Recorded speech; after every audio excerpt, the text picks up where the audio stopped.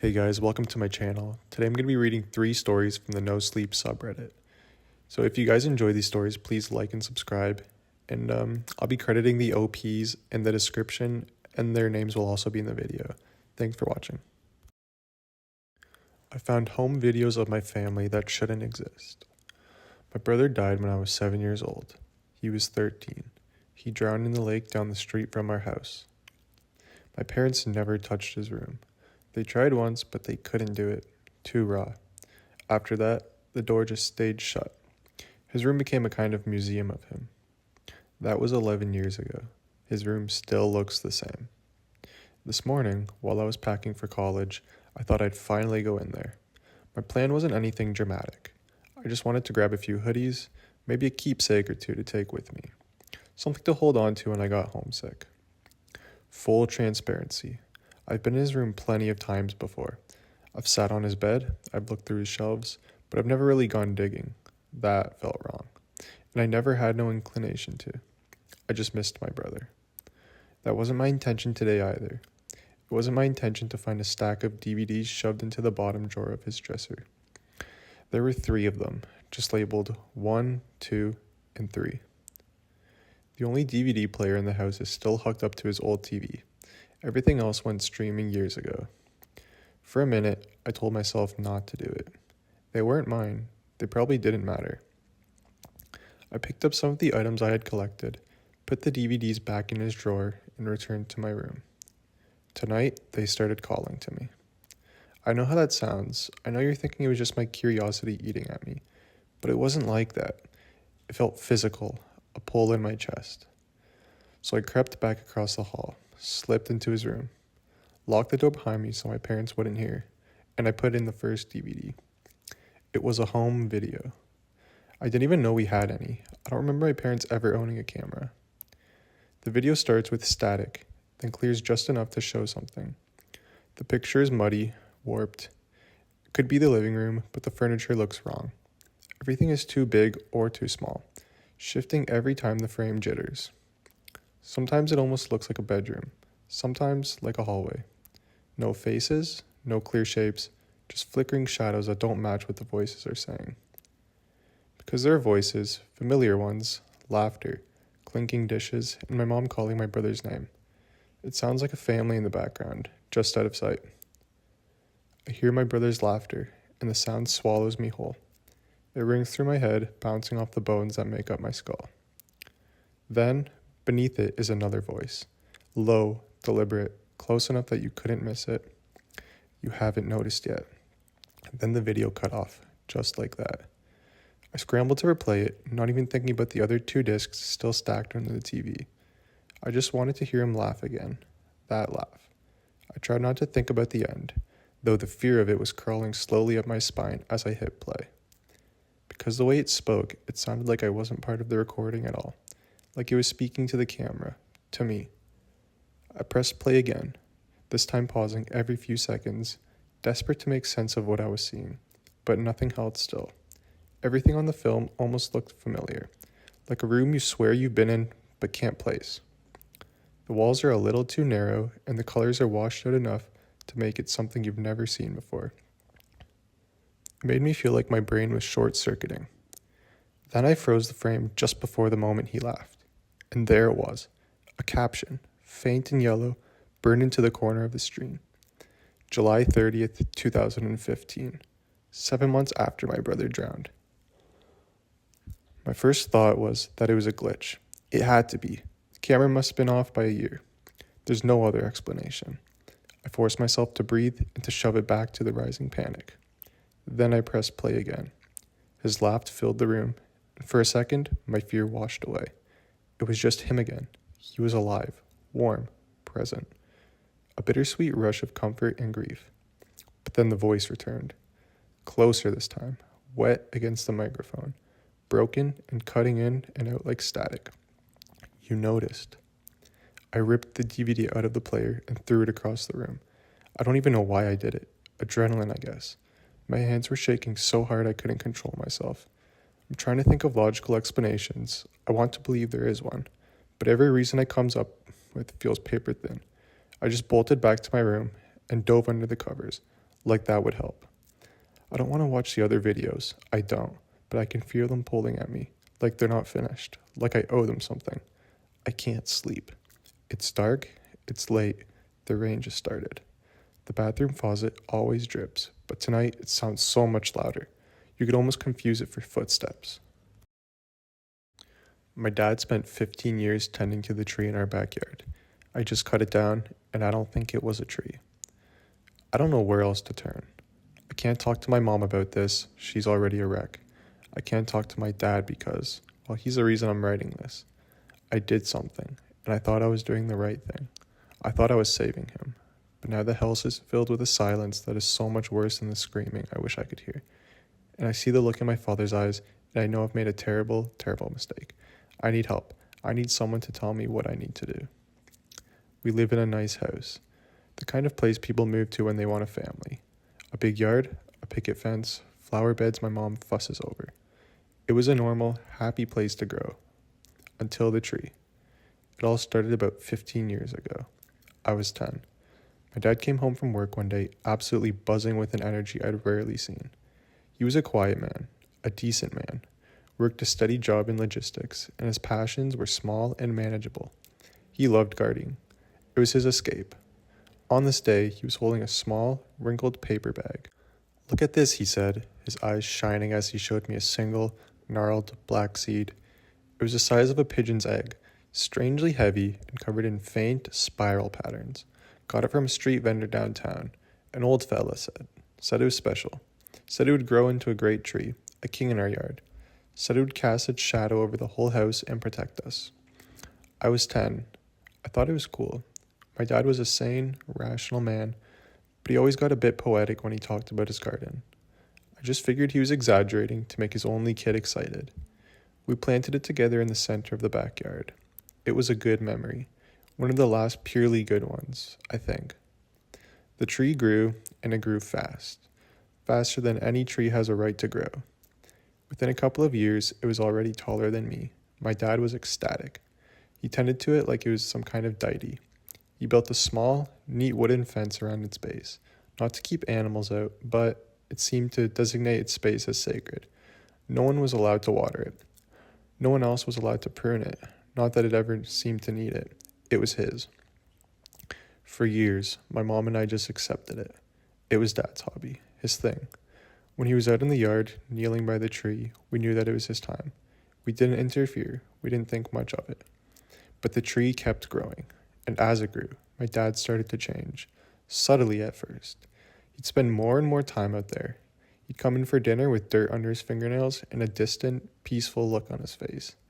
He started talking about the tree not as a plant, but as a presence. "The tree is well today," he'd say. It enjoyed the rain. We'd just smile and nod. By the time I was in my early 20s, the tree was a monster. It was a species none of us recognized. Its bark was a smooth, dark gray, almost black, and its leaves were a deep, waxy green that seemed to drink the sunlight. It towered over our 2-story house, casting a vast, profound shadow over the entire backyard for most of the day. And that's when we really started to notice the wrongness. The first sign was the other plants. My mom's prize-winning roses, the vegetable patch, the cheerful little flowers she planted every spring, and anything that fell under the tree's shadow for more than a few hours a day would wither and die. The soil beneath it became barren, gray, and hard as a rock. Then, the animals. Birds stopped nesting in our yard. The squirrels that used to chase each other across the lawn vanished. Even our family dog, a golden retriever, would refuse to go into the backyard. He'd stand at the back door whining, his tail tucked between his legs, refusing to set a single paw in the shadow. But the worst change was in my father. His obsession became his entire existence. He quit his job. He said he needed to be home to attend to the tree. He'd spend all day, from sunrise to sunset, sitting on a small bench he'd built directly under its densest branches. He just sat there. Sometimes we'd see him from the kitchen window, his head tilted as if he were listening to something. Sometimes his lips would move, and we knew, with the certainty that made us sick, that he was talking to it. My mom and I tried to reach him. We pleaded. We begged. "Honey, please," my mom would say, her voice breaking. "Come inside. Eat something. You look so thin." He'd just shake his head, a slow, placid smile on his face.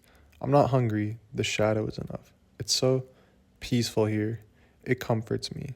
It can comfort you too, if you just come and sit with me. We never did. There was something about that shadow. It wasn't just a lack of light. It felt cold. It felt heavy. It felt hungry.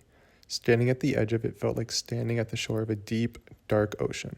You knew you shouldn't step in. The last weeks were the breaking point. He stopped coming inside at all, except to sleep in his chair in the living room for a few fitful hours. He was wasting away. His skin was pale and waxy. His eyes were sunken, but they held a serene, vacant glow that terrified me more than any anger could have. He was being consumed. The tree was eating him alive, and he was letting it. I decided I had to do something. I had to save him. The tree had to go. I waited until night. I watched through the window until he finally, reluctantly came inside and slumped into his armchair, falling into his usual restless seat. The house was silent. My mom was upstairs, sleeping. This was my chance. I grabbed the heavy, wood-splitting axe from the garage. My hands were sweating, my heart pounding a frantic, terrified rhythm against my ribs. I stepped out the back door. The yard was bathed in the pale, ethereal light of a full moon, but the ground beneath the tree was a pit of absolute blackness. I stepped into the shadow. The cold was immediate, shocking. It wasn't a natural cold. It was a deep, draining cold that seemed to pull the warmth directly from my bones. I walked to the base of the tree. Its smooth, black bark felt strangely slick to the touch, almost like skin. I raised the axe. As the metalhead touched the bark, I heard it, a whisper right beside my ear, a voice that was both male and female, old and young. It was a rustle of leaves and a sigh of wind in a voice, all at once. Don't. I stumbled back, my heart seizing in my chest. I looked around wildly. The yard was empty. I had to have imagined it. It was the wind. It was my own fear talking back to me. It had to be. I steeled myself, spat on my hands, and swung the axe with all my might. Thwack! The sound was dull, wet, not the sharp crack of axe on wood I was expecting. It felt like hitting a side of beef. The axe bit deep into the trunk. I wrenched it free, and a dark liquid, black in the moonlight, began to ooze from the gash. I ignored it. I swung again, and again, and again. I fell into a frantic, desperate rhythm, sweat pouring down my face, my muscles screaming. The wet, fleshy thud of the axe, the splatter of the dark sap, the deep, draining cold of the shadow. It was a nightmare. With every swing, the ooze from the gash flowed more freely. The coppery, metallic smell of it filled the air. It was a smell I knew, a smell that had no business being here. It was the smell of blood. I touched the sticky liquid with my fingers, brought them to my nose. It was blood. Thick, dark, real blood. Panic, stark and absolute, seized me. I wanted to run. I wanted to drop the axe and flee and never look back. But then I thought of my father, of his vacant, smiling face, of him wasting away on his bench. I couldn't stop. I had to finish it. I screamed, a raw, wordless sound of rage and fear, and I put everything I had into the last few swings. The gash widened. The tree groaned, a deep, shuddering sound that seemed to shake the very ground. And then, with a final, tearing shriek of splintering matter, it fell. It crashed into the yard with a ground-shaking boom, its great branches shattering my mom's empty flower pots. Silence. The shadow was gone. I was panting, leaning on the axe, my body trembling with exhaustion and adrenaline. My eyes were drawn to the stump, to the place where I had cut it. I pulled the small flashlight from my back pocket and aimed the beam at the wound. The inside of the tree wasn't wood. It was a chaotic, fibrous mass of what looked like dark red muscle and pale glistening sinew, all woven around a central, horrifying core. Where I'd cut the tree in half, I'd also cut it in half. Embedded in the center of the trunk, integrated into its very being, was a torso of a human being. I could see the curve of the rib cage, the shape of the spine, the pale, rubbery look of preserved flesh. I'd cut it clean through. The dark blood was still pouring from it, soaking into the ground. I didn't know what to do. I couldn't scream. I couldn't move. My mind simply stopped. What was this? Who was this? Was this what my father had been talking to? Burn it. The voice came from behind me. It was quiet, raspy, and broken. I spun around, my flashlight beam cutting wildly through the darkness. My father was standing at the edge of the patio. He wasn't looking at me, he was staring at the fallen tree, at the mangled, bleeding stump, and the expression on his face. It was the most profound, gut-wrenching sadness I have ever witnessed. The vacant serenity was gone, replaced by a grief so deep it looked like he had cracked his very soul. "Dad?" I whispered. "We have to burn it," he repeated, his voice hollow. "All of it, now." We worked together in a grim, silent ritual. We hacked the branches and the great trunk into manageable pieces. We dragged them into a pile in the center of the yard. My father moved like an old man, his newfound clarity costing him all of his strength. He never once looked at the horrifying thing at the heart of the trunk. We doused the pile in gasoline, and my father threw the match. The fire went up with a roar, a greasy, black smoke that smelled of burning meat and something else, something acrid and deeply wrong. We stood there for hours, watching it burn, until the great tree that had dominated our lives was nothing but a pile of glowing embers and a scorched black circle on the lawn. I thought I had saved him. I thought I had cut out the cancer that was killing him, but I was wrong. It's been a week. The tree is gone. The shadow is gone. My father, he's inside. He eats what my mom puts in front of him. He sleeps in his own bed. He's physically present, but he's not here. The obsession is gone, but the peace, twisted as it was, is gone too. It's been replaced by constant humming anxiety. He paces the house. He stares out the window at the empty space in the yard. He jumps at every unexpected sound. He doesn't speak. Not a single word since that night. He just looks at me sometimes with those haunted, broken eyes, and I feel like I'm the monster. I destroyed that thing that was consuming him, and in doing so, I seem to have destroyed him too. I traded a smiling zombie for a silent, terrified ghost. What was that thing? What did I do? And how?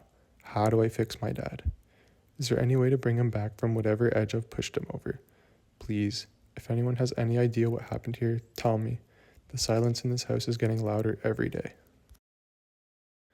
My family doesn't have a graveyard. We have a pantry. My family doesn't age like other people. My grandmother was 98 when she passed, but she looked 65, maybe younger. My great uncle is 102 and still chops his own firewood. We've always credited it to good genes and our one sacred tradition, the renewal stew, served at every major family gathering. It was a rich, dark, savory stew that made you feel warm from the inside out, full of life. When Grandma Rose died, I was one who inherited the old family farmhouse. Tucked away in her study, I finally found it, the original, handwritten recipe book, bound in cracked leather. I felt a thrill, like I was finally being let in on the secret. I opened it to the page for the renewal stew. It was mostly blank.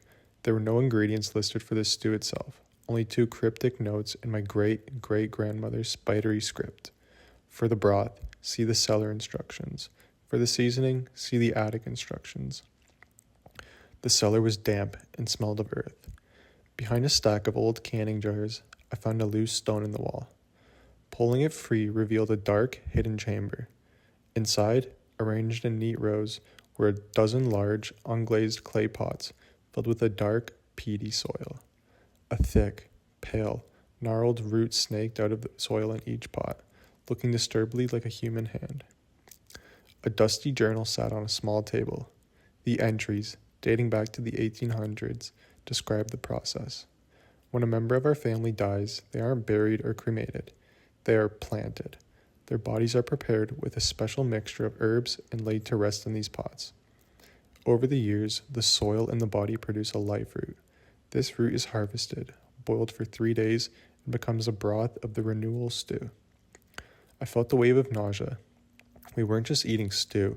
We were consuming the concentrated essence of our dead ancestors. Shaking, I went to the attic. In a locked trunk, I found a collection of small, ornate silver boxes, each engraved with the name of a living family member.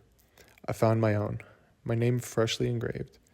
Inside each box was a small, sharp, obsidian knife. Another journal explained the final step, the seasoning. It wasn't a spice. At each gathering, every family member present must make a living contribution to the stew. A few drops of blood, a sliver of a fingernail, a tear, cried directly into the pot. This offering of the living is what awakens the ancestral broth. I slammed the book shut, my hands trembling. It was a grotesque, cannibalistic ritual. I vowed I would never participate. The next major gathering was for the autumn equinox. I made an excuse not to go, claiming I had the flu. I felt a sense of righteous defiance. A week later, my mother called, her voice thin and weak. "Your Aunt Carol isn't doing very well," she said. "She's had a sudden decline." I drove to my aunt's house. The woman who opened the door was a stranger. She looked 80 years old, her skin thin and translucent like parchment, her hair patchy and white. But it was Aunt Carol. She was only 58. She looked at me, her eyes wide with a desperate, hungry light. "You didn't come," she rasped, her hand gripping my arm with surprising strength. Her fingernails were cracked and yellow. The stew, it wasn't strong enough. It's always weaker when someone is missing. I finally understood. We don't have good genes. We have a curse. A rapid, horrifying decay that is constantly trying to claim us. The stew isn't a fountain of youth. It's the only thing that holds the rot at bay. We aren't living long lives. We are desperately, grotesquely staving off an accelerated death. The winter solstice is next month. My mother called again yesterday. She told me my great-uncle's hands are so stiff he can no longer hold an axe. She told me she found a new gray hair. When she plucked it, a small patch of skin came with it. Then she asked if I would be coming for the solstice. Her voice was casual, but the question hung in the air, heavy and raw. They need me. They need my contribution. I'm looking at the small silver box with my name on it. The little black knife sits inside, cold and sharp. I have a choice. I can go, participate in this stomach-churning ritual, and feed the curse to keep my family looking young and vibrant while I know the horrifying truth. Or I can stay here, clean and pure, and watch them all fall apart, knowing that the same rot is flowing through my own veins, waiting for its turn. Alright guys, thanks for making it to the end of the video. I hope you guys really enjoyed those stories. Please comment what your favorite one was. And if you have any recommendations for me, you can just leave them in the comments. And remember, please like and subscribe. I really appreciate it. Thank you.